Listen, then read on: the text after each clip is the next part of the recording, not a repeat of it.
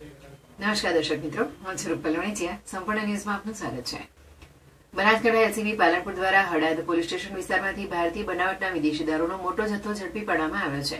પોશીના 4 રસ્તા ખાતેથી એક ટાટા ટ્રકમાંથી કુલ ₹52,48,345નો મુદ્દામાલ જપ્ત કરી એક આરોપીની ધરપકડ કરવામાં આવી છે.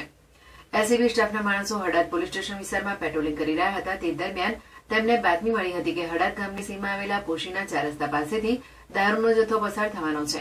બાતમીના આધારે પોલીસે ટાટા ટ્રક નંબર RG19GB 8805ને રોકી તપાસ કરતા તેમાંથી ભારતીય બનાવટની વિદેશી દારૂ બિયરની કુલ 10,832 બોટલ ટીન મળી આવ્યા હતા.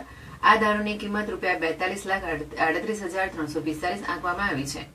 દારૂના જથ્થા ઉપરાંત પોલીસે ટ્રકની કિંમત ₹10 લાખ તેમજ એક મોબાઈલ ફોન કિંમત ₹10,000 પણ જપ્ત કર્યો હતો. આમ કુલ ₹52,48,345નો મુદ્દામાલ કબજે કરવામાં આવ્યો હતો.